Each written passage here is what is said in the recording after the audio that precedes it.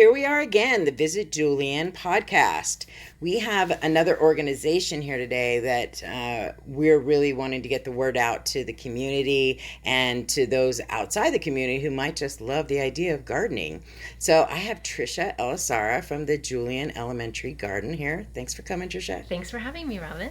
So the garden, I think, started quite close to the end of my kids' tenure at the school. So I'm aware of the garden. I've been to the garden, looked out the window at classes and seen it. But tell us a little bit of how the garden started, when it started. Sure. It started about 12 years ago. Started with a PTO gift, actually. There was a group of parent volunteers, 4 of us, that wrote a proposal for a school garden. There was an unused section of campus right by the outdoor eating area.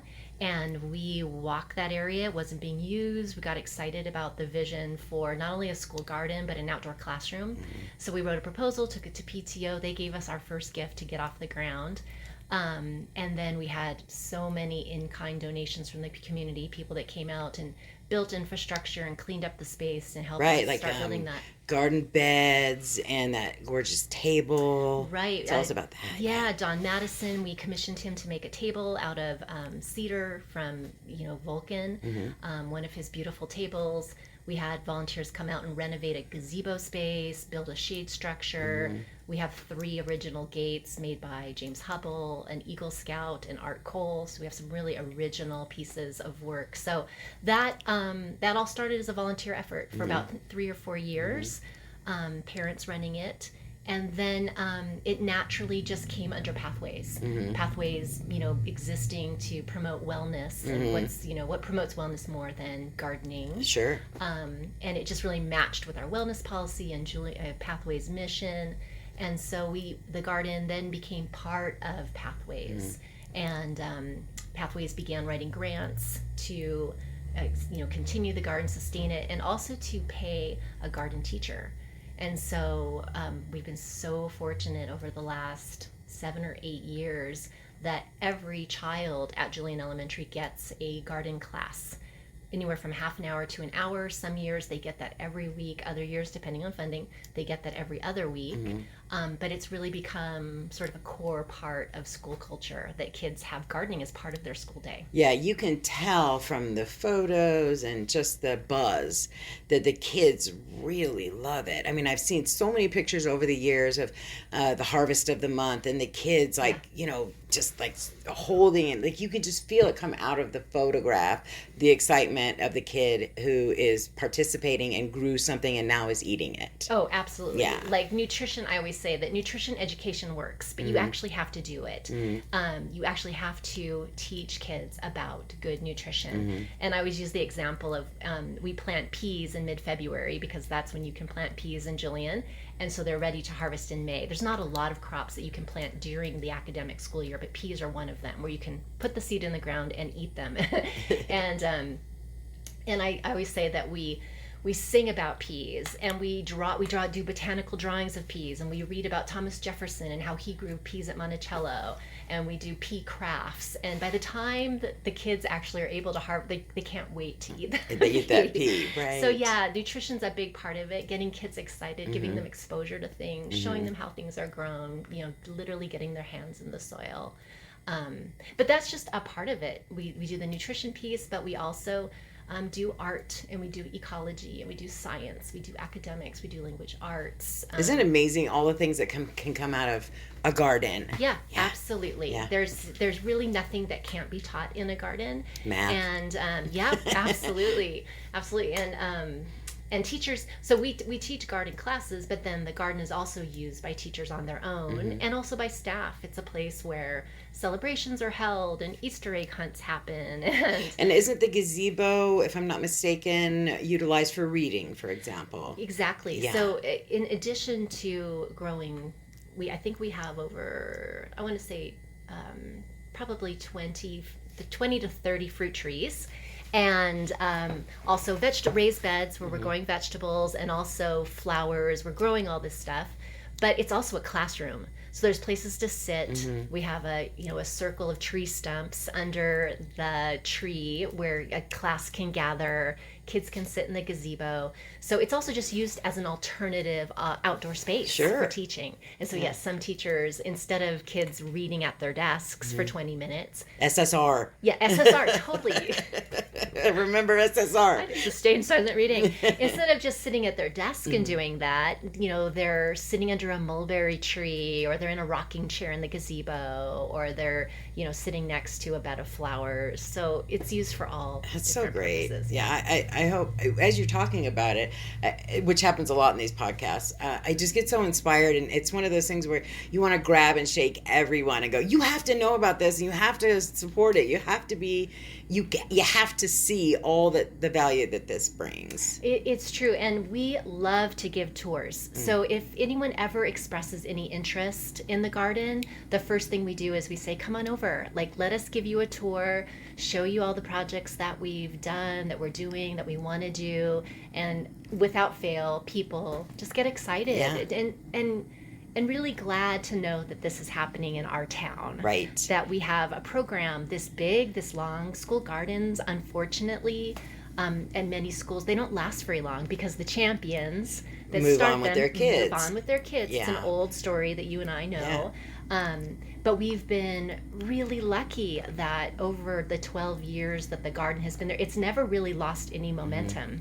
And every year we can point to major projects that we did and ways we moved it forward, and new partnerships. So it's it's very special. And It's a little funny, unusual. we can use the word sustainable, that the garden is sustainable and that the gardening is sustainable. Right. So it's really, that says a lot about the project, that because anyone who is a parent of kids our age, for example, knows that we move on with our kids, and you hope that you've left a legacy that someone else will pick up, because we're continuing on and doing different things with our kids. So it says a lot about the garden that people have recognized what it can do and want to be a part of it and keep it going. Yes. I think that's huge. I think it says a lot about the project. Yeah, and the fact that it's housed in Julian Pathways is really important, because that just gives that ongoing support. That said, we're sort of at a crossroads this particular year. We've been really lucky. For 5 years, we've had a partnership with Food Corps. I don't know if you've bumped into any of the Food Corps service members in town. No, but I'm familiar with all the corps, just through life experience. AmeriCorps, Job Corps. Right. Yeah. Right. So for people listening that maybe have not heard of Food Corps, it's a division of AmeriCorps, where young people take a year of service in a community, but specifically focused on child nutrition, school lunch, school gardening. And we've had this partnership for 5 years. That's so great. we've had we're now on our 4th Food Corps service member, Madi Moon, and she is our garden teacher. And so, but that funding runs out at the end of this year.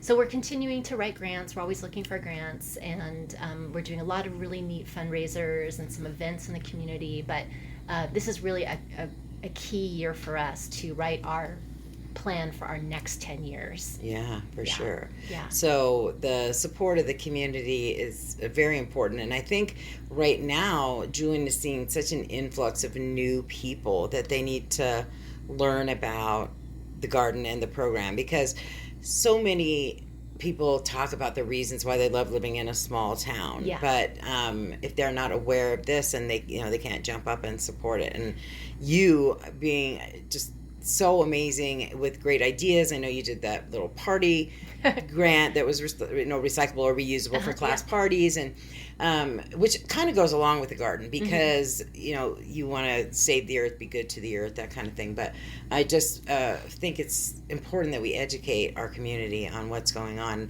And I always say, and I'm going to say it now, I'm a talker, is I might not have any kids. Same thing with the library or anything that goes on in this town. But when we raise good kids, it improves our town. Whether or not that's my child, it's someone's child, and it's my community's child. Right. And I think it's super important that we step up and support things that make our place to live a better place to live. Absolutely. And as we've invited people onto campus to take tours, and they've seen what's happening, and maybe they've never even stepped foot on Julian Elementary's campus, and they come back to the garden, and without, like I said, people always say, I'm just so happy to know that this type of program is in my town. Right. And it's impacting kids, absolutely. Making better citizens. It really is. Gardens make better citizens. Libraries make better citizens. It's just, we are responsible for our citizenry. You know what I'm trying to say. I do. Citizenry. I do. There we go. I do, and that's why we have a mission statement that we wrote, and we talk about how we're growing 8 things. So one of the things we're growing is food, obviously. Right. But there's 7 other things we're growing. We're growing citizens. That's part of our mission statement. We're growing gardening skills. We're teaching kids actually how to garden. We're growing leadership skills. We're growing academics. We're growing beauty. Gardens are beautiful places for kids to relax. And unwind and be creative and imaginative. And so we've really tried to create a garden that's beautiful. It's a beautiful space for children to be in. So yeah, that's all part of it. So now that I've waved my flag, how can people support this garden? And I like to leave something with an action. What can people do to make this garden happen? And let's be clear so that people know that it doesn't have to be $1 million or $1,000. It's the small things. Tell us about that. That's true. The number one thing we would need right now are donors. And at any level, like you said, people that are willing on a monthly or a yearly level, an individual or a business that are willing to just say, I believe in this, I want to see this continue for the next 10 years, and that are willing to donate to the garden. Yesterday, I met with a young man who went through local schools and now a college graduate and is back in town for a short time. He read the article in the Julian Journal about the program. I met with him yesterday, and he gave us a generous donation to the garden because he said, I grew up here, I believe in this, and it was just amazing. He's a college graduate, he's a young kid. And so we need people like that are just willing to donate. They can do that when they go to the Julian, I'm sure you'll link to it, to Julian Pathways page. There is a donate button there, and there's a drop-down menu, and people can just note that it's to the garden program. And they can choose a monthly donation? Yes, a monthly or a yearly, a one-time, whatever. There's a button there that we can direct people to. So that would be one way. Another thing is we're trying to raise ongoing revenue through a kind of a new line of garden merchandise. They might have seen some of our stuff at Manzanita Supply. We're doing these sweatshirts that you're sporting with the 92036 code. So we're hand sewing these sweatshirts. Who is hand sewing these? Because it looks really perfect. I know. The women of Pathways, Kristen, Maddie, Virginia. We've had our sewing machines set up in Pathways, and we're calling them our Julian Pride, sweatshirts. And some of them say Julian, some of them say 92036. So we're selling those locally at Pathways at school.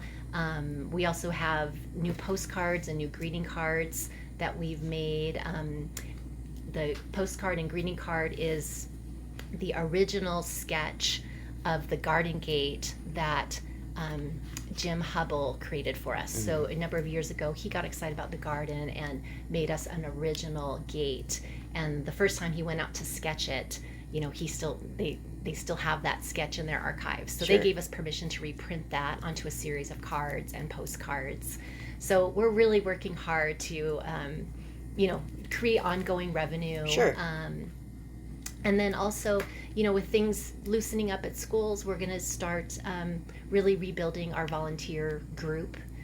People haven't been able to be on campus for a while, but we're looking to invite, community people back onto campus to just volunteer when they have time. That'd be great. Yeah, and it's an outdoor space, so even those who might be somewhat concerned about the current state of the world, it is an outdoor space, and I'm sure that they could work, away from a group if that's what made them comfortable. Sure. And it gives them the opportunity to get outside and get back to life. My goodness. Yeah, and the garden, it's a massive project. We have a California native plant hillside demonstration garden. Like I said, we have over 25 fruit trees that need maintenance. We have raised beds. There's always a project, and I always say there's no skill that we can't put to use somewhere in the garden. It's just a massive project. So Sure. yeah, looking for volunteers too. If people want to reach out and be part of our Friends of the Garden group that we're creating. I think that's great. Yeah. So definitely in the show notes, I will put a link to the Thank you.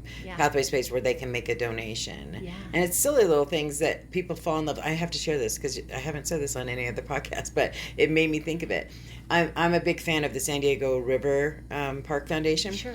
And they put something out about the bats need help. So I currently have automatically deducted from my bank account.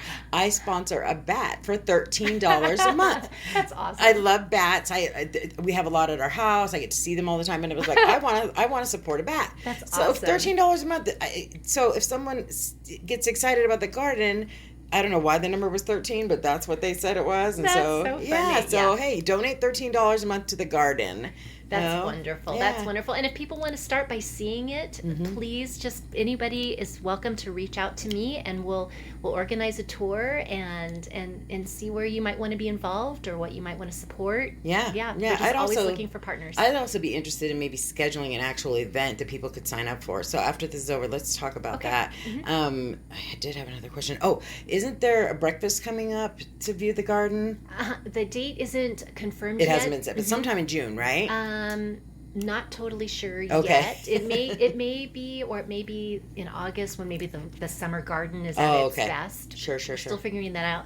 But those are the kind of events. I'm always welcome to. I mean, I'm always able and willing to visit any groups in Julian that want to hear about it. Sure. I can go and make presentations. But if they want to come and have a group meeting like the chamber, we would love to host any. Yeah. Any So I'll make sure that we obviously will put that information out once that date's chosen. Yeah. All right. So as we kind of wind up, I just always like to make sure, because I don't know all the questions to ask, even though I think I'm so smart. Is there something I didn't ask you about that you want to make sure that people know about? No, I did want to mention that kids also, in addition to getting garden classes during the day, garden is also incorporated into our totally amazing before and after school program. Oh, great. Yeah, so we have, Pathways runs after school programs, and the garden has always been a part of that as well. So kids are getting gardening throughout the day. We also have special events throughout the year. We run a big event in October called Food Day. Yeah, there's a lot happening. If people are very interested, we have been blogging about our project for 7 years. Yeah, thanks for mentioning that. And Yeah. I told you this morning, I've seen that blog a lot of times over the years. It is definitely going to be in the show notes, so people can peruse the blog, look at the categories and things that they might be interested in, because we all have different things that I don't know, peas or corn or carrots or flowers, whatever grabs you. Grab onto that and support it. Right, and the blog is such a great place to start because it describes everything we've ever done with good photographs. As we've become known as a good example of a school garden, many people have called me over the years and say, we want to start a school garden, where do we start? Which is a very big question. So I would say look at the blog and then absorb that, and then come back to me with your questions and what parts of it are you interested in, and then we can talk more in depth about it. That makes great sense. Yeah, and it really will show people all the things that we've done, and it's exciting. It's not a blog that is specific to our school. Like, it's not just for Julian. It's really making a case for school gardens. In fact, the title is What's Not to Like, All the Good Things That Happen in School Gardens. Sure. So on the blog, I'm trying to make a case for all these things we've been talking about. Yeah, right? every school should have a garden. Everything that can happen in a garden. It's amazing. Yeah. And why schools should invest in these, and why communities should get behind them. And that is kidsingardens.com. Yes. For those of you driving and don't get back to a lot of people listen in their cars. So kidsingardens.com. That's really easy because that's what we're talking about. So what's the show about? Kids and Gardens. Yeah. Oh yeah, kidsingardens.com. Yeah. Trisha, it is always a pleasure to be in your presence. I have You enjoyed too. your company for, oh my gosh, so many years. I know. We first met through PTO, Yeah, and every exactly. time I talk about Robin or I talk to you, I always just You are one of the best champions for life in this town. I feel the same way about you. It's amazing. Everything good happening here, you want to be a part of and you want to support. And I've felt it. I have felt it. I've seen it in lots of ways. You know, I'm selling Boy Scout swags, and Robin's like, how can we connect those swags to a chamber event we're doing? I mean, your mind is just always going about how to love this town and how to support it. And I'm so grateful. I'm so grateful for you. Mutual admiration. Thank you so much. You're welcome. All right, everybody. See you soon. Okay, round 2. Name something that's not boring. A laundry? Ooh, a book club. Computer solitaire, huh? Ah, sorry, we were looking for Chumba Casino. That's right, ChumbaCasino.com has over 100 casino-style games. Join today and play for free for your chance to redeem some serious prizes. ChumbaCasino.com. No purchase necessary. Void where prohibited by law. 18+ terms and conditions apply. See website for details.